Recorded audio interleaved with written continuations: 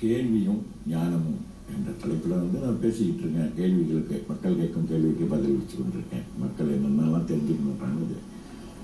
ஆனால் எல்லாத்துக்குமே பதில் அளித்தான் கூட இந்த நிகழ்ச்சியின் மூலமாக முழுமையாக எல்லாமே பதில் அளிச்சுட்டேன், எல்லாமே இவ்வளோதான் அப்படின்றது இல்லை.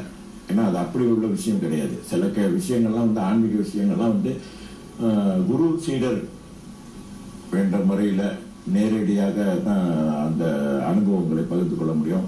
சில ரகசியங்கள், ஆன்மீக ரகசியங்களை வந்து நான் வந்து சொல்ல முடியும். இப்படி நேரடியாக எல்லாரும் நேராக கேட்குற மாதிரி எல்லா விஷயத்தையும், ஆன்மீக விஷயங்களையும் என்னோட ஞான நிலைகளையும் நேரடியாக உங்களோட நான் வந்துட்டு பகிர்ந்து கொள்ள முடியாது. அது ஏன்னு கேட்டீங்கன்னு சொன்னால் அது இறை அருளால் ஏற்பட்ட சில விஷயங்களை சொல்லலாம், சில விஷயங்களை சொல்ல முடியாது.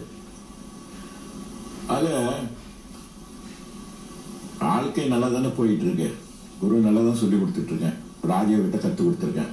எல்லாரும் உலக வாழ்க்கையிலப்பா பயிற்சி செய்யுங்க, வீடு வாங்குங்க, வாங்கினவங்க மனைவி மக்களோட சந்தோஷமா இருங்க, நல்ல பிள்ளைங்கள், நல்ல கல்வி பயிற்சியெல்லாம் இலவசமாக இந்த ராஜயோக இயக்கத்தின் மூலமாக இலவசமாக நிறைய கல்வி பயிற்சிகள்லாம் வழங்குறாங்க. இந்த சக்தியை எப்படி கல்விக்கு பயன்படுத்துறதுன்னு இதில் வந்து மிகப்பெரிய வெற்றியெல்லாம் அடைஞ்சிருக்கு, முழு வெற்றி அடைஞ்சிருக்கு.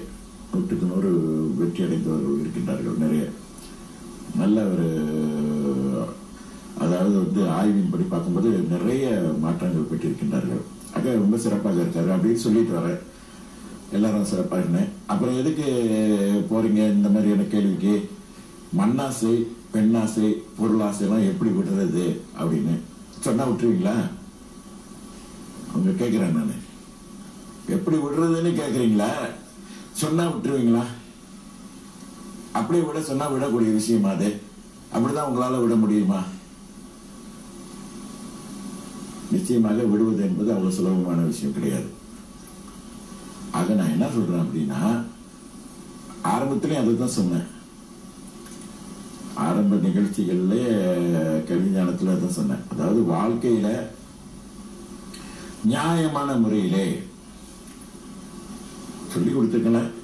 என்னோட வழிமுறை அதுதான். வாழ்க்கையில வந்து எல்லாம் நியாயமான முறையில அனுபவிங்க.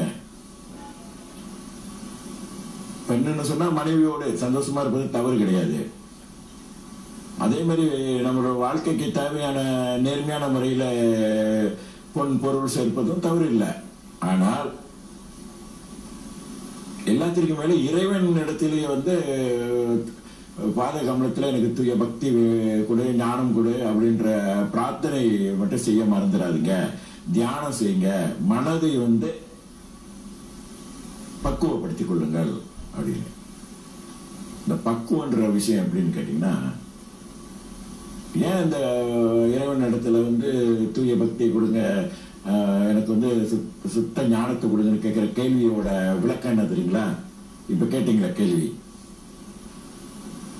இந்த மண்ணாசை, பெண்ணாசை, பொருளாசை எல்லாம் வேண்டானு, அதுக்குள்ள பதில். இந்த இறைவன் அருள் இன்றி, இதுதான் மாயைன்னு சொன்ன ஆரம்பத்துல, இறைவன் அருளின்றி மாயையை வெல்ல முடியாது. ஆக இந்த பிரார்த்தனை மூலமாகவும் நீங்க செய்யக்கூடிய தியானமும் அது சேரும் பொழுது இறைவன் அருளால், உங்கள் குருவின் அருளாலும் இறைவன் அருளாலும் மனப்பக்குவ நிலை ஏற்படுது. அந்த இது இறைவனால ஏற்படுது நமக்கு. இல்ல நான் நினைச்சா உடனே எல்லாத்தையும் விட்டுருவேன் அப்படின்றதெல்லாம் கிடையாது. இது என்னுடைய அனுபவம். பிரார்த்தனை மூலமாக பற்றற்ற நிலை அப்படின்னு சொன்னா, வாழ்க்கையில எப்பொழுதும் போல சந்தோஷம் மகிழ்ச்சியோட வாழ்ந்து கொண்டிருப்பீங்க. அதுல அப்படியே முழுகி போக மாட்டீங்க. பணம் பணத்திலே முழுகி போகுது. எப்பொழுதுமே நான் வந்து எனக்கு எப்படி இருக்கணும் அப்படி இருக்கணும், வாசல் வீடு இன்னும் போய்கிட்டே இருப்பது. ஆசைக்கு ஒரு ஒரு ஒரு கட்டுப்பாடு இல்லாத நிலைக்கு போகாமல் மனப்பக்குவம் எல்லாமே இருந்தாலும் ஒரு பற்றற்ற நிலையில இருக்குது. இதுக்கு சுருக்கமா ஒரு விஷயம் சொல்றேன். எப்படிங்க, தண்ணியே பாலோட கலந்தா என்ன ஆகும்? கலந்துரும். தண்ணியோட எண்ணெய் கலந்தா கலக்க முடியுமா? கலக்க முடியாது. எப்படி கலந்தாலும் கலக்க முடியாது. அது எண்ணெய் தண்ணிக்கு மேலே மறந்து கொண்டே தான் இருக்கும். அதுபோல் தான் நம்மளுடைய நிலை. அதாவது என்ன சொல்ல வரேன்னா, இந்த மாதிரி இறைவனிடத்துல நல்ல பிரார்த்தனை செஞ்சு கொண்டு தியானமும் செஞ்சுட்டு வந்தா பற்றற்ற நிலைன்றது அதான். உள்ளார வாழ்க்கையில வாழ்ந்து கொண்டே நம்ம வந்து மன நிறைவோடு வாழ முடியும், சந்தோஷமோடு வாழ முடியும். எதுவுமே நம்ம ஆன்மீகத்திற்கு தடையாக இருக்காது. அந்த நிலை இறைவன் அருளாலும் குரு அருளாலும் இறைவன் அருளாலும் நாம் செய்யக்கூடிய பிரார்த்தனையும் செய்யக்கூடிய தியானத்தின் மூலம் அது நமக்கு கிடைக்கும். அது விடாமுயற்சி தேவை. அதை மேற்கொள்ளும் பொழுது அதுக்கு தான் நான் அதை தான் சொல்லி கொண்டு வரேன். தியானம் செய்யுங்க, வழிபாடு செய்யுங்க, கடவுள்கிட்ட பிரார்த்தனை செய்யுங்க, இறைவன் அருளால் உங்களுக்கு அந்த வழி கிடைக்கணும். இதுதான் அதுக்குள்ள வழி. இறைவன் அருளின்றி எதுவுமே இருக்காது, எதுவுமே நடைபெறாது. இறைவன் இந்த விஷயத்தை பொருத்த மாட்டினோம். இறைவன் அருளால் தான் மாயை திரை வந்து விலக முடியும். அவனின்றி ஒரு அணுவாசியாதுன்றாங்களோ அது போல் தான். அதுதான் இது. சுலபத்தில் சொல்ற மாதிரி எல்லாத்தையும் விடுற மாதிரி இதை விட முடியாது. அதனால விட வேண்டிய அவசியம் இல்லை. இருந்து கொண்டே இதை செஞ்சுட்டு வந்தீங்கன்னா உங்களுக்கே பக்குவ நிலை வரும். அப்ப பணம் என்பது என்னன்னு எவ்வளவு செலவா தேவைக்கு தேவை அப்படின்னு சிலர் என்ன சொல்றாங்கன்னா,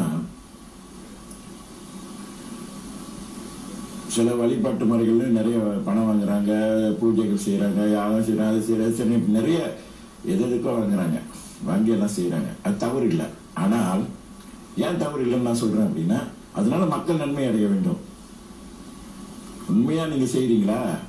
உங்களுடைய மன மன மன என்னன்னா, மனதுக்கு விரோதம் இல்லாமல், அதான் மனசாட்சின்னுவாங்க. உங்க மனதுக்கு தெரியும். யாரு கேட்டு போய் கேட்க வேண்டாங்க. உங்களுக்கு உங்களை பற்றி தெரியும். எதுக்கு அடுத்தவங்களை போய் நான் சரியா போறேன்னா, சரியா செய்யறேன்னா, நான் உண்மையா நடக்கிறேன்னா, நான் நேர்மையா இருக்கிறேன் நீங்களே சொல்லிக்கிட்டு இருக்கணும்னு இல்லை. அதே போல அடுத்தவங்களும் கிட்டே கேட்கணும்னு அவசியம். உங்களுக்கே தெரியும். அந்த வகையில நீங்கள் எது செஞ்சாலும் நேர்மையா செய்யறீங்க, உண்மையா செய்யறீங்கன்னா யாருக்கும் எதை பற்றியும் நீங்க வந்து கவலைப்படுறதுக்கு ஒண்ணுமே இல்லை. எந்த பாதிப்பும் ஏற்படுத்தாது. சிலர் சொல்லுவாங்க, ஐயோ வந்து பணம் ஆசை பிடிச்சிட்டு தெரியலாம் அப்படின்வாங்க. பணம் நிறைய இருந்தா பணத்தை ஆசை பிடிச்சி கிடக்குது அப்படின்னுவாங்க. அப்பா சரியான பண ஆசை பிடிச்சி கிடக்குறான்ப்பா அப்படின்னு. ஆனா பணம் இல்லாதவன் தான் ரொம்ப பணத்தை ஆசை பிடிச்சி தெரிவாங்க. ஏன்னா அவங்ககிட்ட பணம் இல்லை.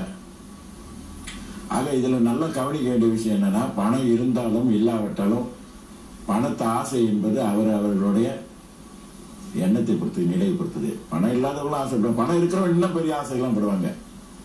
பணம் இன்னும் கோடிக்கணக்கில் சம்பாதிக்கணும் அப்படின்னு ஆசைப்படுவாங்க. ஆனால் நான் சொன்னது போல இப்ப சற்று முன் இப்ப பேசி சொல்லிட்டு வந்தேன்ல, அதை பார்த்தீங்கன்னு சொன்னா இறைவன் இடத்துல நமது அதாவது பிரார்த்தனை எல்லாம் முறையாக செய்து தியானம் எல்லாம் செஞ்சுட்டு உண்மையா நடக்கும். அந்த பக்குவ நிலை வந்துடும்.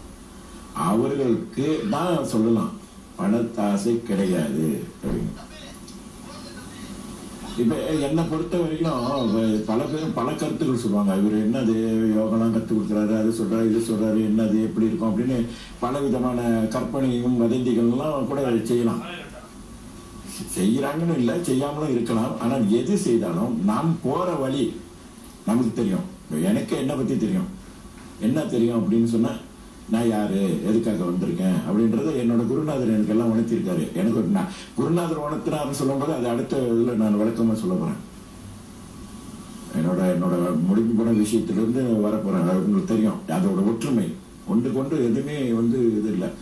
எப்படின்னு கேட்டீங்கன்னா, முதலில் வந்து ரிஷிகேஷத்திலிருந்து வந்த சிவயோகியை பார்த்தேன். அவர் என்னோட முன்பிறப்பின் ரகசியங்கள், நான் யாரு என்னன்றதெல்லாம் சொன்னாரு. அந்த நேரத்தில் என்னால் ஏற்றுக்கொள்ள முடியல, நம்பவே முடியல அது. ஏன்னா நான் வாழ்ந்த அந்த நிலை, அந்த சூழ்நிலை, அந்த இருந்த சூழ்நிலை வந்து அப்படி வாழ்க்கையில வந்து ஒரே போராட்டமான நிலையில என்ன அப்படி சொல்றாரு, நம்மள வந்து பெரிய நிலைக்கு வருவோம், உலகம் முழுதும் உனக்கு வந்து புகழ்லாம் கிடைக்கும், இந்த மாதிரிலாம் நிலையெல்லாம் உருவாகும் அப்படின்னு என்னாலே நம்ப முடியல. அதன் பிறகு என்னுடைய சுய அனுபவம், தவத்திலிருந்து நான் அப்படியே வானத்தை நோக்கி போவது போலவும் அங்கே நான் ஞானத்தின் மூலமாக இறை காட்சி கண்டு அவர்கள் மூலமாக நேரடியாகவே நான் வந்து உள்ளற வாழ்க்கையை பற்றியும் அவங்க எல்லா விஷயமும் சொன்னாங்க எனக்கு. அதே நேரத்தில் அஸ்தமா சித்தியை பற்றியும் எனக்கு சொன்னாங்க. முன்பிறப்பின் ஆசிரியாக உனக்கு இந்த அஷ்டம சித்திகள்லாம் வந்து வாக்குன்னு சொல்லிட்டு எனக்கு நேரடியாக சுய அனுபவம் இருந்துச்சு. என்னுடைய சித்தர்கள் இப்ப இருக்கக்கூடிய என்னோட குருநாதர் வந்து சித்தர், அவர்களும் அதே இதை தான் சொல்றாரு. இப்ப ஒன்றுக்கொன்று எந்த ஒரு முரண்பாடே இல்லை. அது நேரடியான ஒரு அனுபவமாக தான் இருக்கிறது. இனி அடுத்தடுத்த விஷயங்கள் என்னன்னு கேட்டீங்கன்னா, ரொம்ப ரொம்ப ரொம்ப மிக மிக அற்புதமான விஷயங்களை பற்றி பேச போறோம். இது ரொம்ப பேருக்கு புரியாத ஒரு விஷயமாகவும் இருக்கலாம், அல்ல தவறாகவும் புரிந்து கொண்டிருக்கலாம். அதாவது புரியாதவர்களாக இருந்துட்டா நல்லது, தவறாக புரிந்து கொண்டவர்களும் நிறைய பேர் இருக்காங்க. என்னன்னா, யோகத்துக்கும், அதாவது இப்ப நான் கற்றுக் கொடுக்குறேன் ராஜயோகம், என்னுடைய மார்க்கம் வந்து ராஜயோகம். ராஜயோகத்திற்கும் தாந்திரா அப்படின்னு சொல்றாங்களே, எங்க போயிட்டாங்க பாருங்க. இதெல்லாம் என்னன்னு கேட்டீங்கன்னா, சில சினிமா படங்கள்லாம் வந்துச்சு, நான் கடவுள் அப்படின்னு, அதை பார்த்ததுல இருந்தா இந்த மாதிரி கேள்விகள்லாம் நிறைய பேர் கேட்டிருக்காங்க. இந்த மாதிரி கேள்வி இந்த மாதிரி ஒரு படம்லாம் வருது, அகோரின்றாங்க, யாரு என்ன அப்படின்ற கேள்வி. அதுக்கு முன்னா இதை பற்றிலாம் எந்த ஒரு கேள்வியும் வந்தது கிடையாது. அப்பதான் அந்த மாதிரி கேள்விகள்லாம் வருது. யாரு இந்த மாதிரி அகோரினா யாரு அப்படின்னு.